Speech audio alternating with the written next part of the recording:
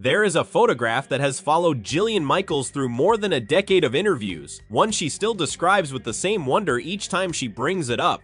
It shows a toddler running across a guest house floor in Haiti and throwing herself into the arms of a stranger who would become her mother within seconds.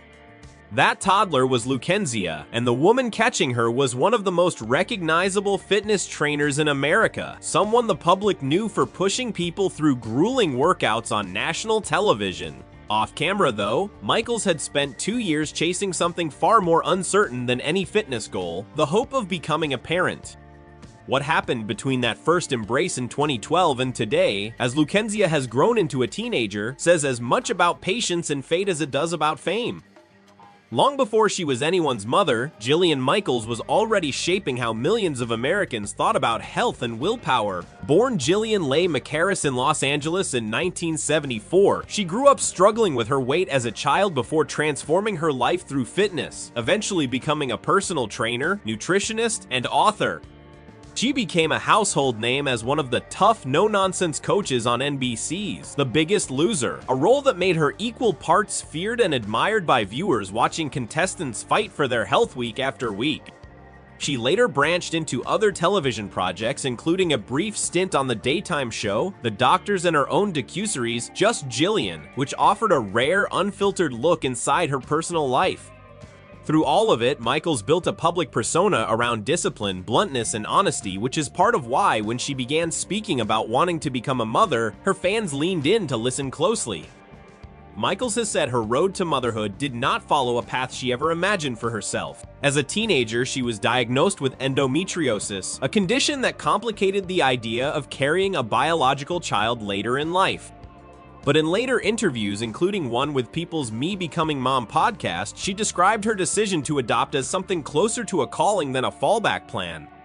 She traced the beginning of that calling to a 2010 vacation in Africa, where a visit to an orphanage left a mark on her she could not shake, even though, as she later admitted, she did not fully understand at the time the complicated ethics surrounding orphanage tourism.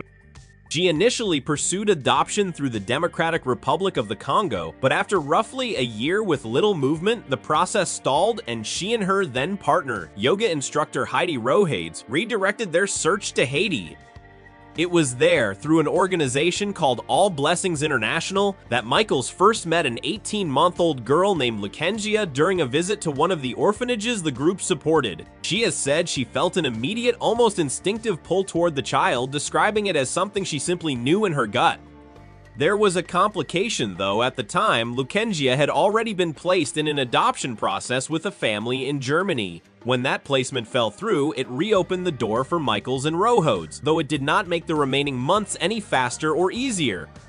Michaels has described those years candidly, telling people in 2011 that adoption felt like a waiting game and admitting she was eager, nervous, and scared all at once, unsure exactly when or if the process would finally reach its end. The ending arrived in a way almost too dramatic to script. In early May of 2012, Rhoades went into labor with the couple's biological son.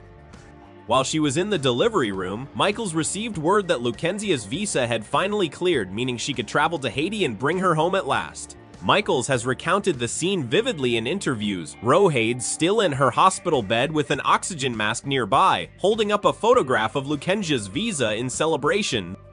Michaels flew to Haiti almost immediately and days later returned to Los Angeles with a 2-year-old daughter, arriving home to a newborn son, Phoenix, born May 3, 2012. In her own words to People that spring, "We're swimming in babies over here." Like many children who spend their early months in under-resourced institutional care, especially in a country where malnutrition and limited medical access are widespread and well-documented realities, Lukensia had experienced a level of early instability that Michaels has referenced only in general terms, always protective of her daughter's story rather than turning it into a headline detail. The adjustment period that followed was intense by any measure. Michaels has described those first days as sleepless and disorienting, filled with diapers, bottles, and the slow, patient work of earning a frightened toddler's trust, after a life spent almost entirely inside orphanage walls. She once recalled that Lukensia, moments after their reunion, hugged her tightly and then, in a burst of overwhelmed toddler emotion, swatted her in the face. Rather than take offense, Michaels has said she saw it as an honest, unfiltered moment. The first proof that their relationship would be real rather than performed for a camera or a magazine feature. In the years since, Michaels has spoken publicly, though selectively, about raising her daughter. On Just Jillian, viewers saw glimpses of ordinary parenting struggles, including one memorable episode where a homework session with Lukensia went sideways in a way many parents would recognize instantly. In a 2018 interview, Michaels recalled a harder moment when Lukensia, around age 6, repeated something she'd absorbed from the world around her, saying she thought being gay was gross. Michaels admitted she reacted with alarm in the moment, later reflecting that parenting's hardest tests rarely came from sleepless nights, but from having to sit with a child through an uncomfortable, honest conversation about identity and prejudice. Michaels and Rhoades ended their 9-year relationship in 2018, finalizing a custody arrangement roughly 2 years later that gave Rhoades the larger share of residential time with the children, while Michaels remained deeply involved and financially responsible for their care, including education and extracurricular expenses. Despite the split, both women have continued to co-parent Lukensia and Phoenix together, a dynamic Michaels has repeatedly described as amicable and rooted in prioritizing their children over old resentments. She became an outspoken advocate for adoption within the LGBTQ community, partnering with the nonprofit Raise Ya Child and speaking publicly about the legal hurdles she and Rhoades faced as a same-sex couple pursuing adoption at a time when only a small number of states allowed it. At one Raise Ya Child gala, Lukensia herself helped present Michaels and Rhoades with an award recognizing their family, a moment Michaels has called one of the proudest of her life. In 2021, Michaels got engaged to fashion designer Deshana Marie Minuto, whom she married in 2022, adding another steady, committed figure to her children's daily lives. So where does that leave Lukensia today in 2026?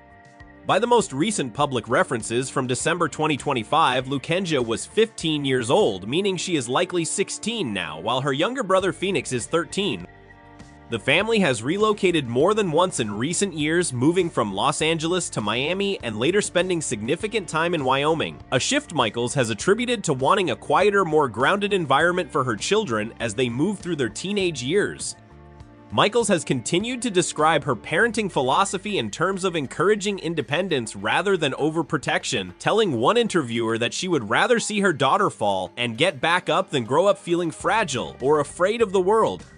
Compared to many families raised under constant media attention, Lukensia's day-to-day life has remained largely shielded from the public eye.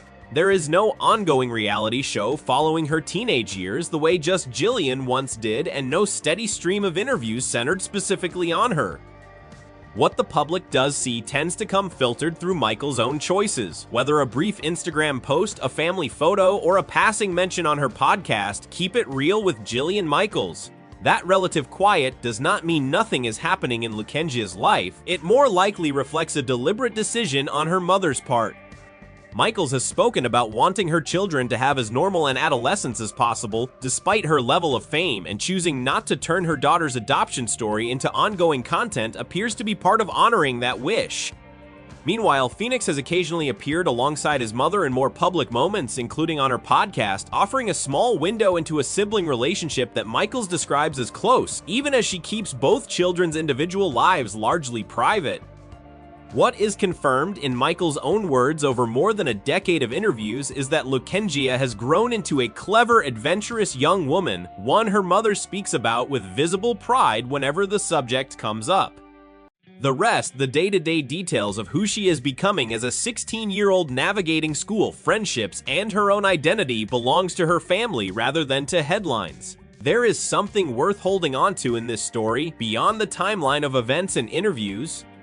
A little girl who began her life in uncertainty in an orphanage in Haiti found her way into a family willing to fight through 2 years of paperwork, setbacks, and heartbreak just to bring her home.